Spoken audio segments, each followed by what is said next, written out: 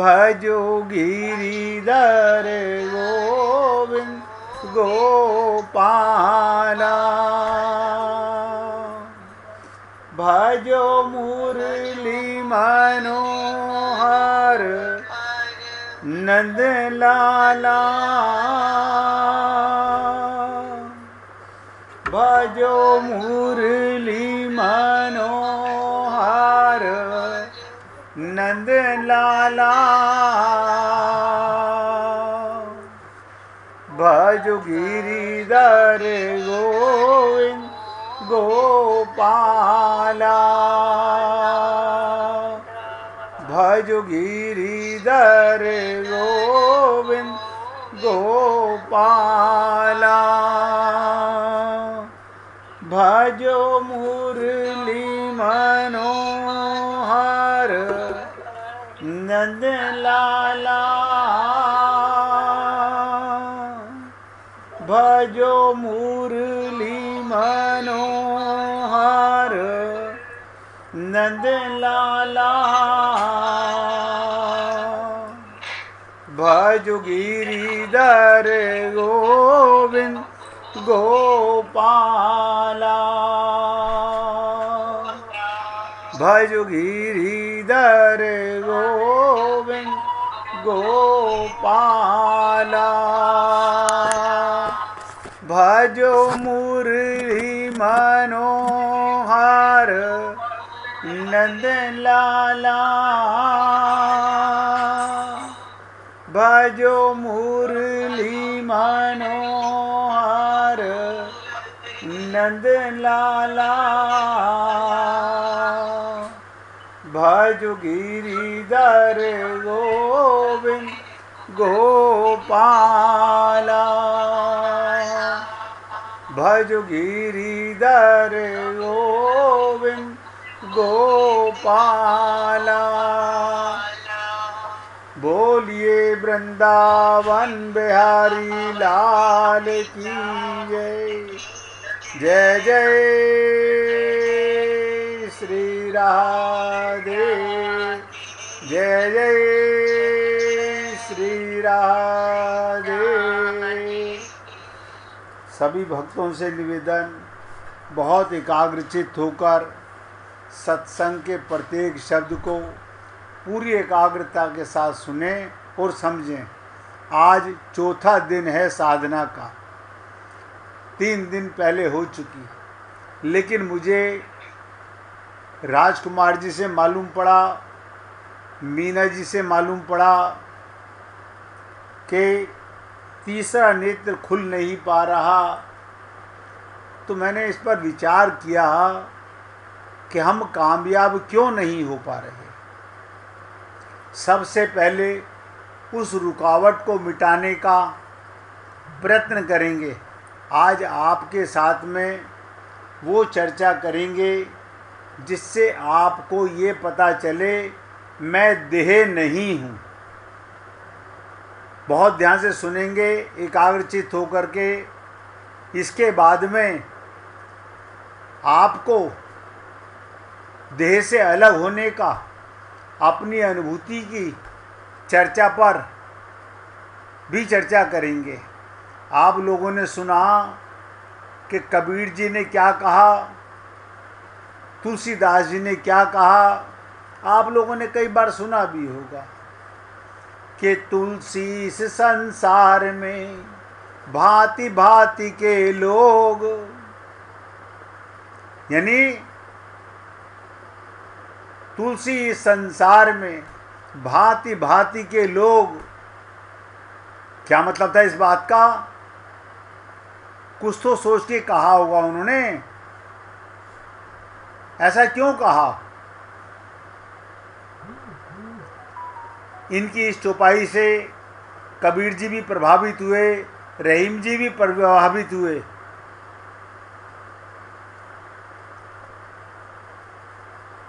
तुलसी इस संसार में भांति भांति के लोग। क्या कारण था? इस संसार में तरह तरह के लोग रहते हैं। आप सबसे हंस बोलकर मिलजुल कर रहो, जैसे नाव नदी संजोग। यहाँ कोई अपना नहीं। अरे आप देही नहीं हो, आप शरीर ही नहीं हो। एक जगह तो तुलसीदास जी ने अपनी कवितावली में लिखा, मरा मरे को ले जा रहा, और मरा मरे पे रोए, और सारा संसार मरा दिखत नहीं कोई। आप सोच सकते हो, आप कहोगे ये तो बड़ी कठिन बात है, मरा मरे को ले जा रहा।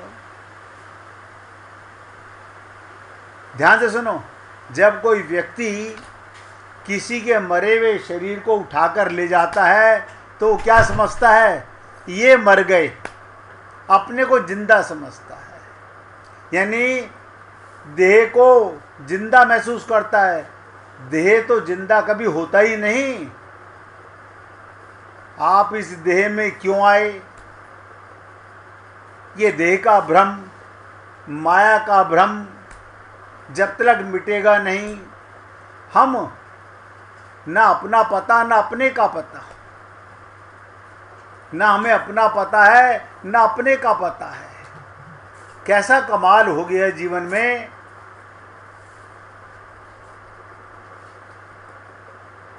तरह तरह के लोग, जैसे नाव नदी संजोग।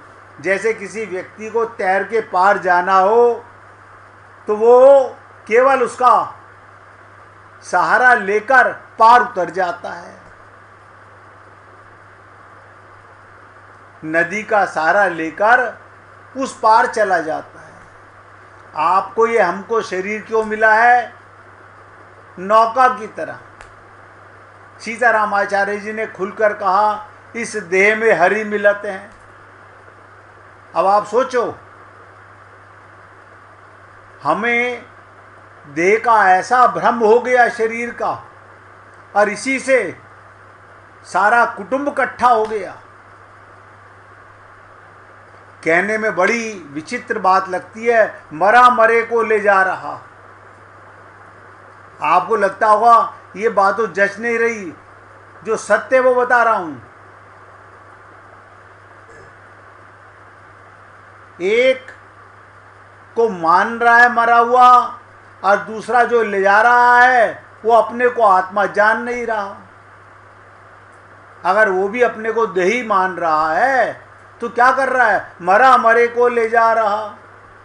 वो मर चुका है, और तुम जिसको अपना मान रहे हो मैं, वो मरने वाला है। साधना हो कैसे? परमात्मा का ध्यान लगे कैसे? अब बहुत ध्यान से सुनिएगा।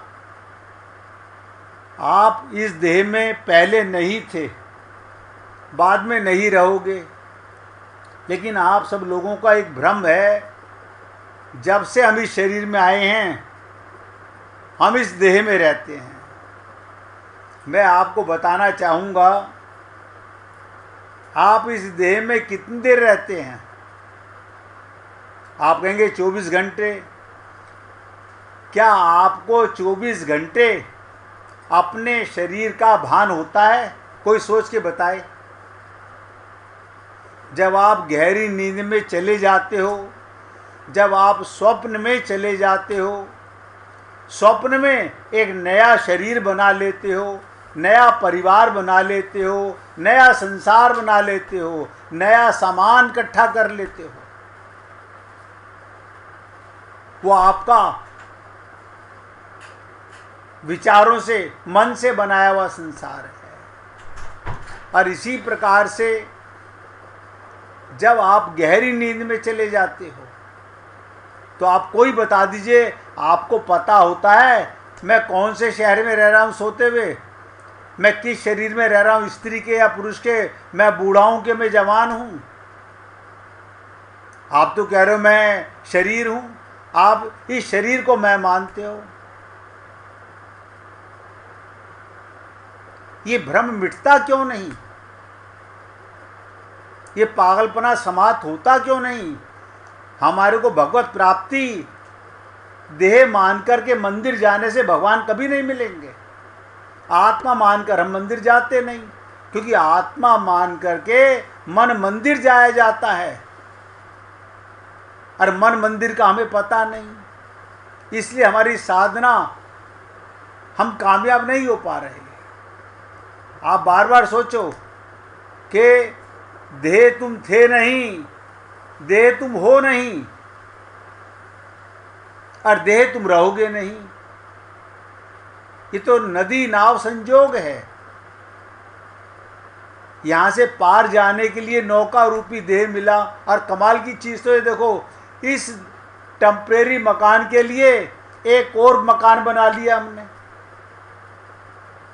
एक तो पहले भगवान ने दिया मकान अपनी प्राप्ति के लिए, हमने क्या करा, इसकी सुरक्षा के लिए एक मकान और बना लिया। एक नहीं, कई मकान बना लिए। क्या कारण? ना अपना पता, ना अपने का पता, मैं कौन हूं और मेरा कौन है। सब लोग देह से भगवत प्राप्ति करना चाहते हैं।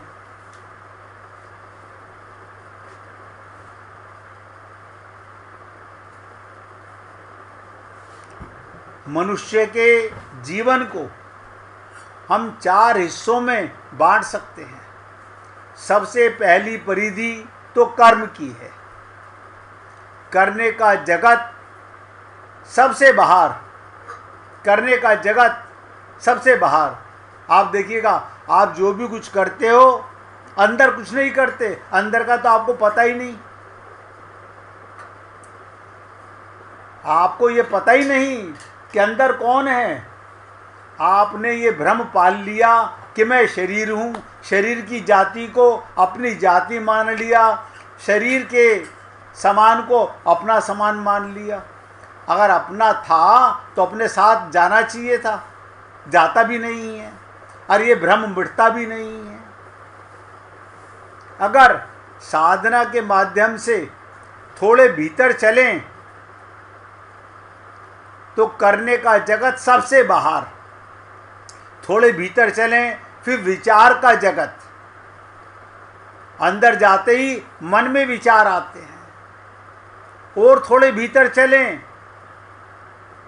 तो डिसीजन लेने वाली बुद्धि का जगत, और थोड़े भीतर चलें तो चित्त का भाव का जगत, और इसके पीछे कोई जाता नहीं। केंद्र पर पहुंचे तो साक्षी का पता चले। आप और हम लोग उस केंद्र पर तो जाते ही नहीं। मैंने कई बार आपसे निवेदन किया, आप शरीर के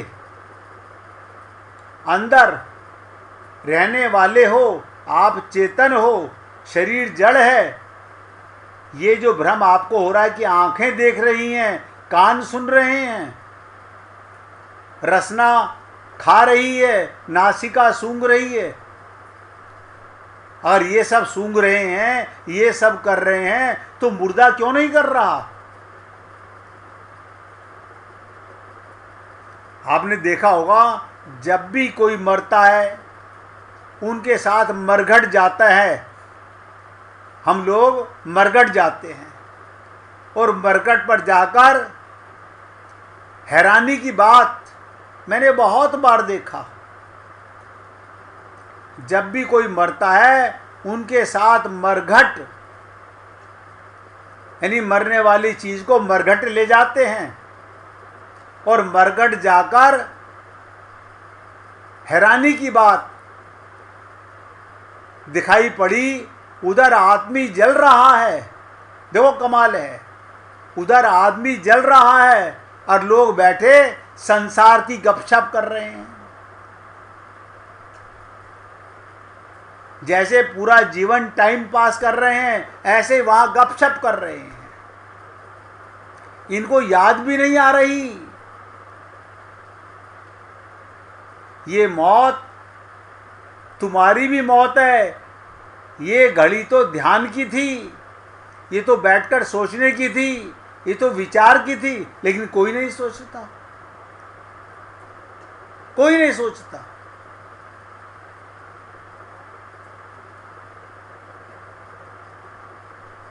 ये देह का भ्रम माना कि आपके साथ जन्म से लग गया, लेकिन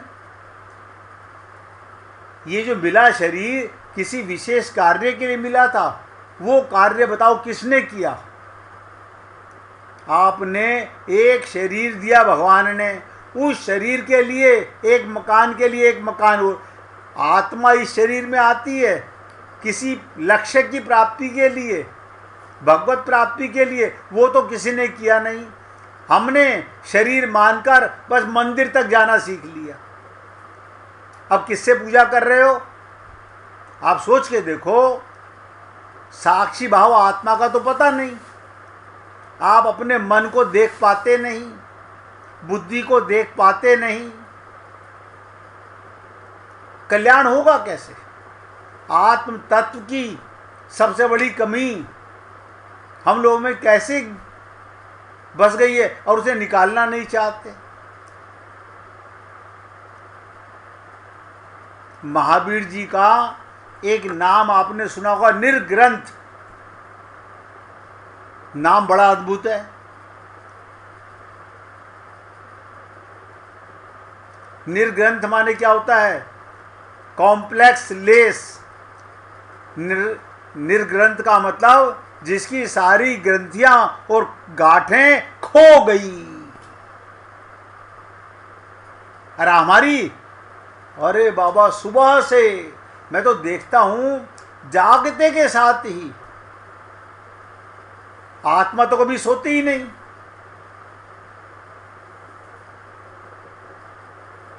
आप तो ये भी भूल गए कि मैं किसका अंश हूं।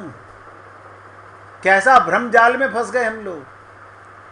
निर्ग्रंथ का मतलब जिसकी सारी ग्रंथियां, सारी गांठें खो गई, जिसमें अब कोई गांठ नहीं भीतर।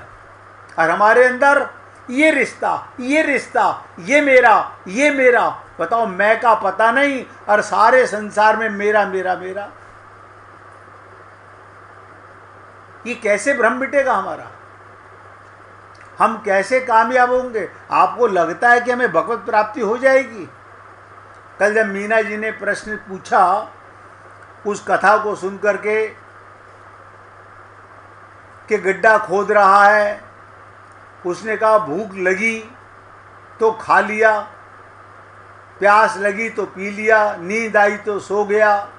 और आप और हम लोग सारा दिन टेंशन में भागम भाग। कई बार विचार आता है कि क्या हमारा कभी कल्याण हो पाएगा?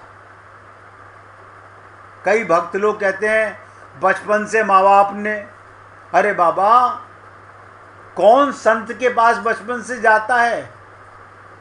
किसको आत्मज्ञान हो पाता है?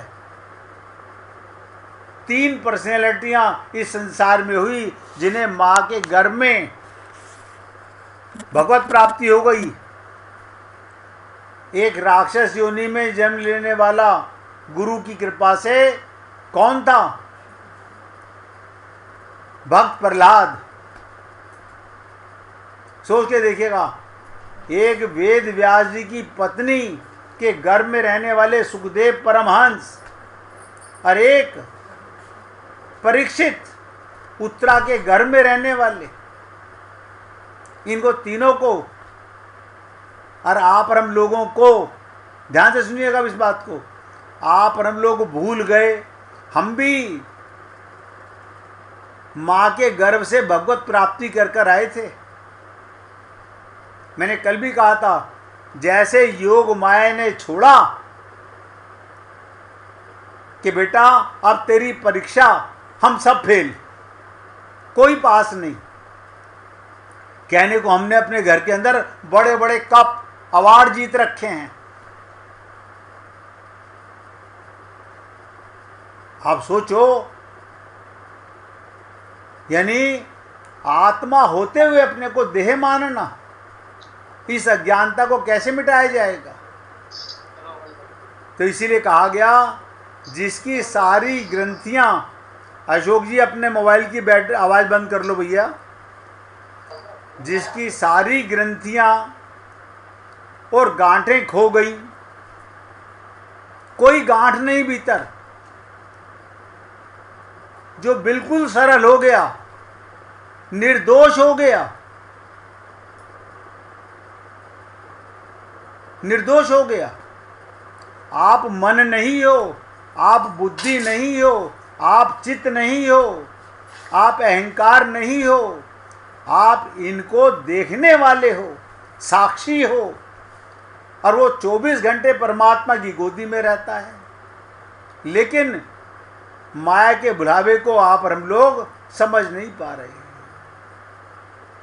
कैसे हमारा कल्याण होगा? इस देह के जंजाल से, मरने वाली मिट्टी से, हम चेतन, शरीर मरने वाला।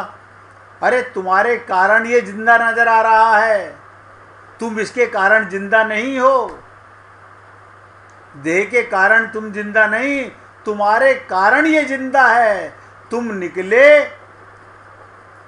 अब अपना समय, अपना काम करो या ना करो। और मैंने कहा हम फंसे पड़े हैं संसार में, निर्ग्रंथ नहीं हो रहे। किसी ने पूछा हमें प्रभु कब मिल सकते हैं? मैंने कहा गलत, रॉन्ग क्वेश्चन। प्रभु तो 24 घंटे मिला हुआ है। आप मुझे बता दीजिए, कोई पत्नी, कोई पति, कोई माँ, कोई बेटा, कोई बाप 24 घंटे अपनी पत्नी के साथ रह सकता है? 8 घंटे, 6 घंटे जब वो मुर्दा शरीर में पड़ा होता है, उसे अपना पता नहीं होता। हम इतने साल से साथ रह रहे हैं। प्रभु तो 24 घंटे प्राप्त है। आपको बता दूं, प्रभु तो अंदर से तरंगे मारता आता ही है। उसके अतिरिक्त कौन आएगा? आप बताओ। आपको शरीर छू नहीं सकता, आपको शरीर छू नहीं सकता। अब परमात्मा की गोदी में रहते हो। जब तुम नहीं पहचानते तब भी वही आता है। जब तुम परमात्मा को नहीं पहचानते तब भी वही आता है। जब तुम पहचान लेते हो, धन्य भाग। जब तुम नहीं पहचानते, सब उसके अतिरिक्त और कोई ना कभी आया है ना कहीं आएगा, ना कभी आया है ना कभी आएगा। पागल लोग क्या करते हैं, वो मर गया, हमें रात को सपने में नजर आया हमारा पोता बन के आ रहा है। ये तुम्हारे मन का भ्रम है। वो अपने कर्मों से कहाँ गया, किस योनि में गया, तुम कुछ नहीं जानते। लेकिन भ्रम जाल में फंसे हुए हम लोग।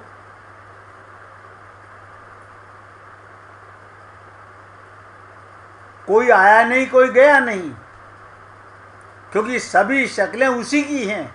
ध्यान से सुनो, सारे खिलौने खांड के, सब में खांड समान, सब में परमात्मा एक आत्मा के रूप में विराजमान है। और परमात्मा ने आपको कभी छोड़ा नहीं।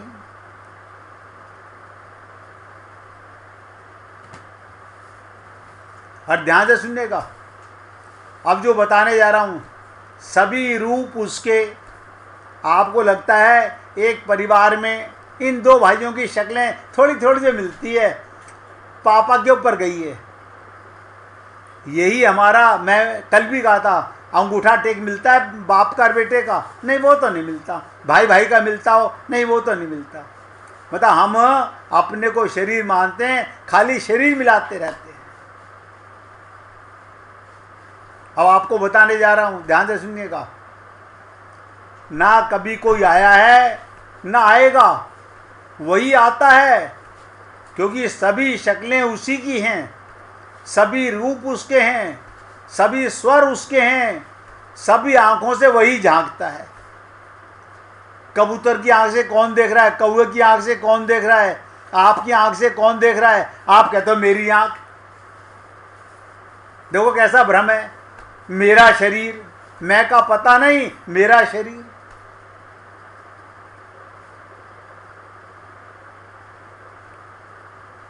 तो अगर कभी एक बार, ध्यान से सुनो, कभी एक बार ऐसी प्रतीति हो कि आगमन हुआ है, उसी प्रतीति को गहराना है, संभालना है।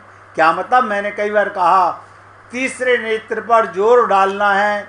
वो आएगा, अपने आप आएगा, क्योंकि वो नीचे नाभि कमल पे बैठा हुआ है। आपका मन निर्विचार हुआ, तुरंत वो तीसरी आंख से न जाने क्या क्या दिखाएगा। अब मैंने कहा था कुछ भी नजर आए वो परमात्मा है। उस प्रतीति को गहराना, संभालना, उस प्रतीति को साधना, सूरती बनाना, और धीरे धीरे कोशिश करो जो भी आए उसमें उसको पहचानने की। आप हम लोग भैया आ गए, भैया में परमात्मा को नहीं देखा। पति देव आ गए, मतलब शरीर पति हो गया, परम पति को भूल गए।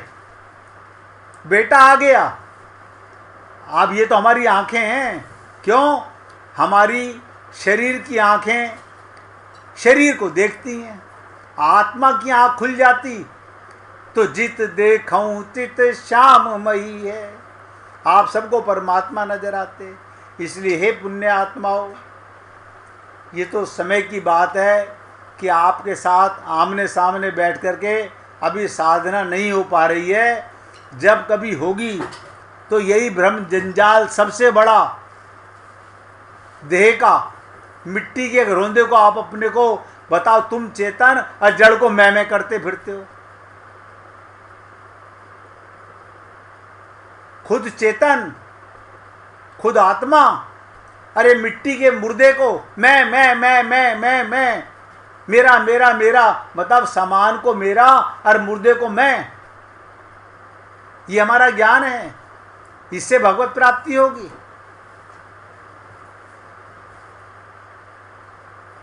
कभी कोई बूढ़ा नहीं हुआ। ध्यान से सुनो, बुढ़ापा शरीर की बात नहीं, मन की हारी हुई अवस्था का नाम है।